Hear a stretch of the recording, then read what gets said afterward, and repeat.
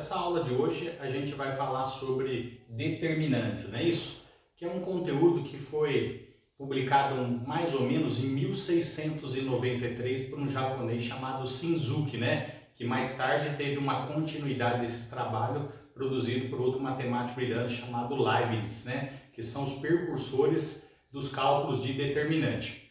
Basicamente, o que é um determinante? O determinante de uma matriz A é um número associado à matriz. A gente já sabe que matriz são aquelas tabelas numéricas formadas por linhas e colunas. O determinante é um processo de cálculo dessas matrizes onde você encontra uma determinada solução numérica, né? Então, o determinante basicamente é um número que reflete um resultado da matriz.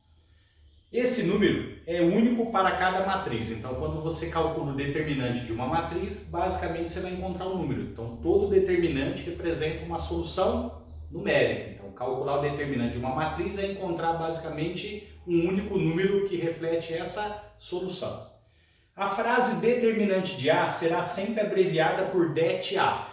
Então, na matemática, a gente escreve determinante de A, mas as abreviações que a gente usa no cálculo é det-A. Então, quando você vê det, é determinante da matriz A. Tudo bem?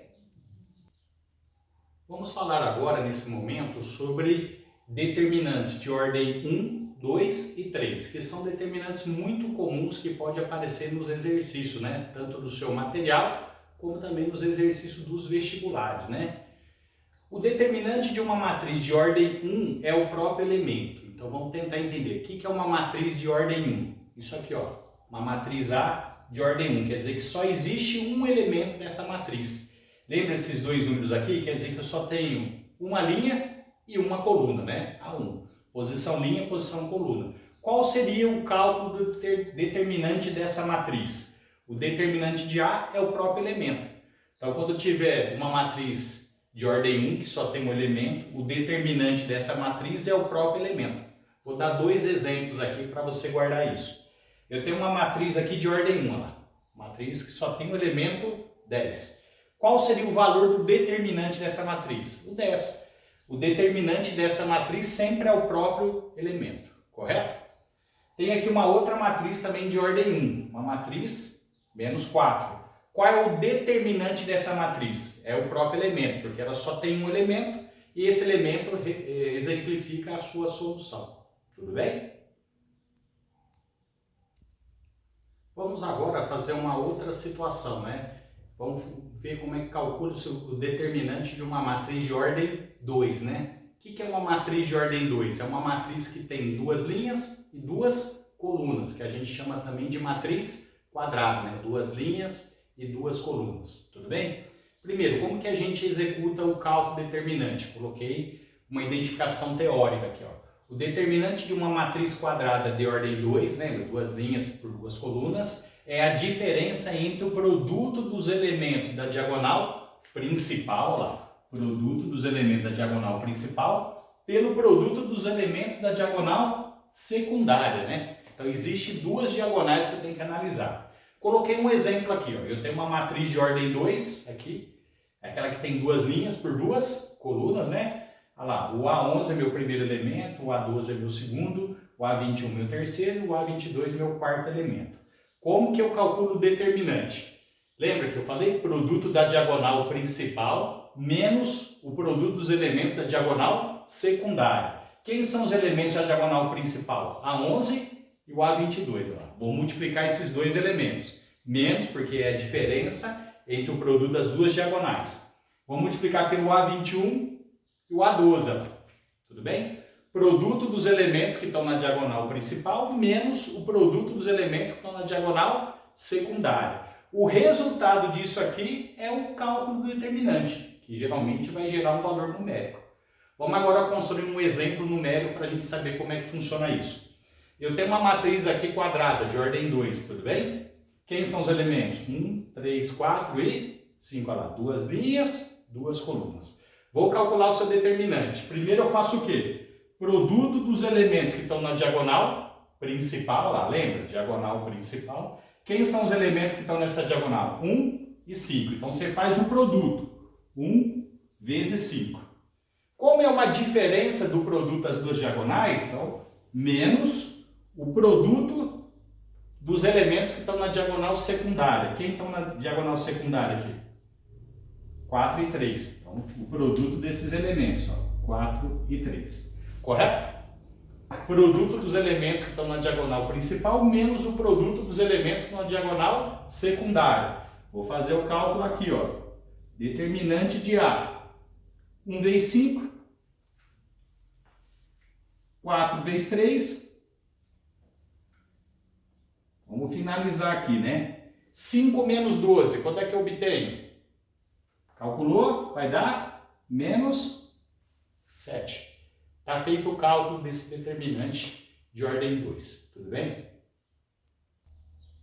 Para finalizar o estudo dos determinantes, a gente vai discutir hoje o determinante de uma matriz de ordem 3, tudo bem? O que é uma matriz de ordem 3? Lembra? A matriz de ordem 3 é aquela matriz que tem 3 linhas formada por 3 colunas, tudo bem? É esse nome que a gente dá para a matriz que tem essas características. Para se calcular o determinante dessas matrizes de ordem 3, tem vários métodos de cálculo. Um método que eu quero aplicar hoje é o que a gente chama na matemática de regra de Sarros, né? Quem foi Sarros? Sarros foi um matemático francês que descobriu um método facilitador para calcular determinante. Então, é um matemático que desenvolveu um método, que eu vou aplicar agora, para calcular determinantes de matrizes de ordem 3, tudo bem? Tem aqui uma matriz de ordem 3, que é aquela matriz formada por 3 linhas e 3 colunas, né? A 11, a 12, a 13, eu tenho os elementos que formam essa matriz aqui. Como que a gente calcula o seu determinante? Vamos aplicar aqui a famosa regra de Sarros. Para se calcular o determinante dessa matriz, primeiro eu vou repetir a matriz com todos os seus elementos. Agora, o que é a regra de Sarros? Você vai pegar essas duas primeiras colunas e vai repetir a direita da matriz, tudo bem? Então lembra, a regra de Sarros consiste em você pegar os elementos que estão nas duas primeiras colunas e repetir esses elementos à direita da matriz, ou seja, lá no fim, tudo bem? Isso é uma regra. Aí o que você vai fazer? Você vai multiplicar os elementos em diagonal. Primeiro, de cima para baixo e depois de baixo para cima. O produto sempre pegando 3 elementos de cada vez, tudo bem? Então você aplica um produto em diagonal, pegando 3 elementos em cima de cada diagonal. De cima para baixo eu vou multiplicar o A11 por A22 por A33. Vou colocar o resultado aqui.